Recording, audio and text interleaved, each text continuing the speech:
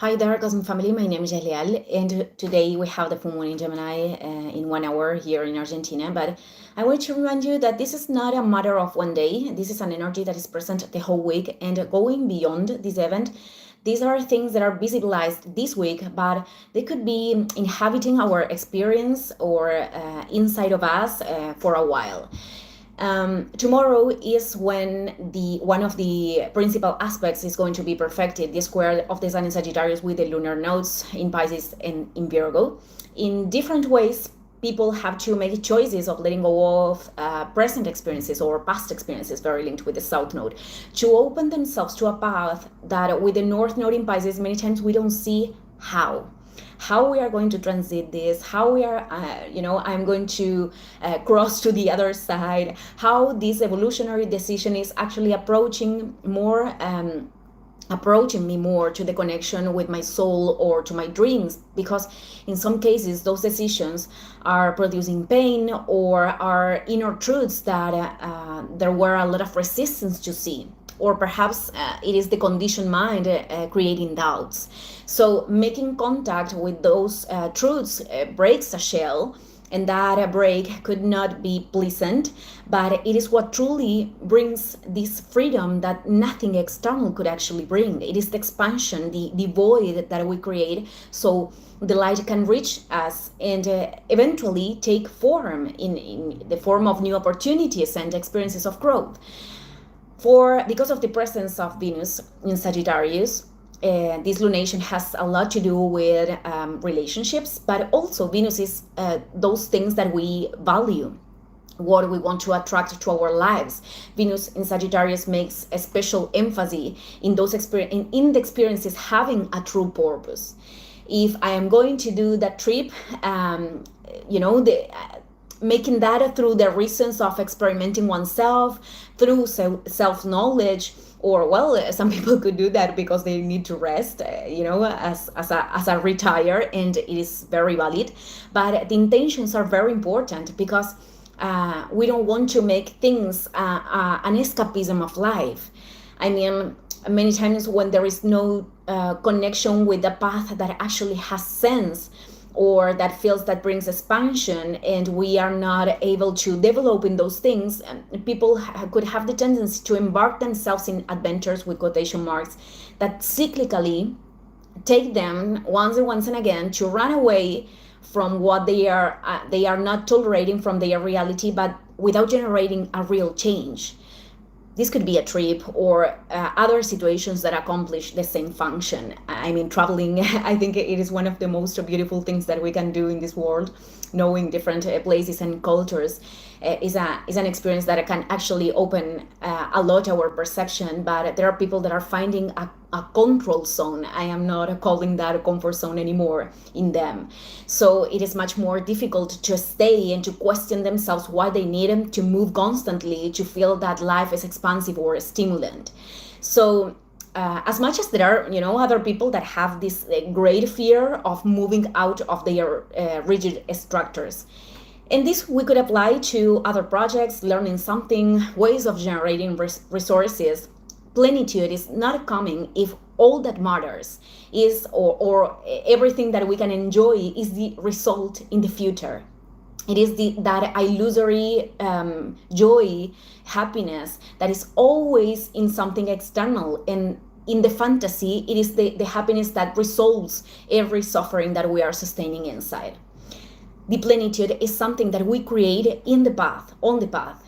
In any case, it is that state, the one that if it's part of our growth, it is going to manifest the result that we desire.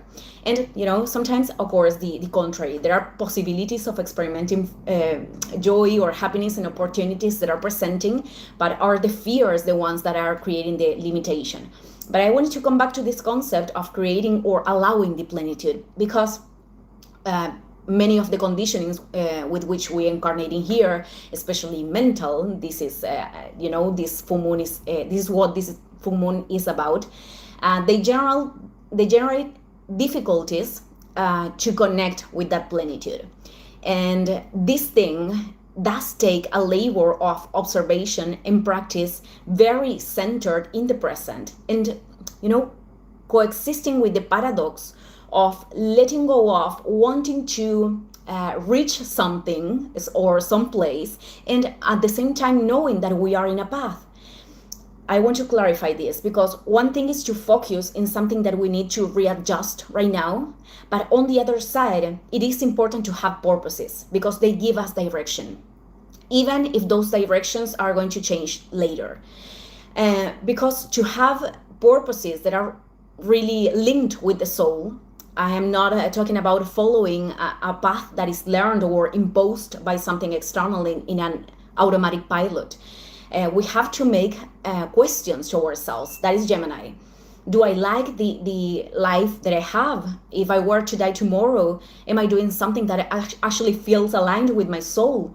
If I had the opportunity to change something right now, would I do it? If so, there is something within my power to generate those changes right now.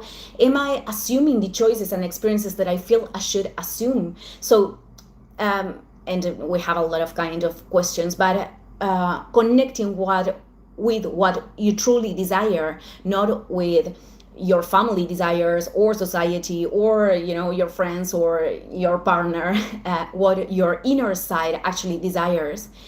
Perhaps it is not something that you are going to discover, from day to night, overnight. Perhaps it's a path, but that path of discovering itself, it is already aligned with a higher sense. And we start by with the decisions that you have to take right now. Nor life nor the soul are going to make us callings that, to do things that we have no idea how to do them. They always respond to what is being manifested right now in that relationship, in that job, in your home, in your habits, in your inner world. And if this is about something new or that your soul wants to remind, it is going to emerge the curiosity to investigate or practice that. So life is now with the things that we could extract from the past, but also I think it is important to look at the future with enthusiasm because there is always something to learn or to explore, even if some people are feeling that right now it is not the best moment. Perhaps someday they are going to be able to see this as a passage that was necessary. The entire world is being shaked and being called to an awakening. And whether if we are perceiving this as very, I don't know the word right now, well, as very shaky, it doesn't mean that this is negative. This means that right now emerge opportunities, collective and individually, of experimenting lives with sense. That, the labor in yourself that is helping you to feel this plenitude because you are listening to your soul, and to transit the pain each time with less attachment to suffering could be something contagious that we can expand, and that is dissolving the obsolete and the distorted things. There are people that are transiting challenges, and right now these things that I am mentioning could seem to be at a great distance, or even they could see far away to manifest a collective experience like this. But there is something bigger than our perception. It is this wisdom of the cosmos that exceeds what we think we know. And many times this wisdom pushes us in a very uncomfortable way to be more humble.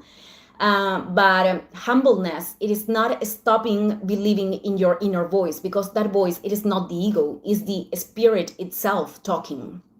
And even when we forget about this, I think that life is able to manifest something like a signal, the words of someone else, or an experience that reminds us that among the greatest scheme, everything has sense. Thank you, everyone. See you in the next video. Ciao, ciao.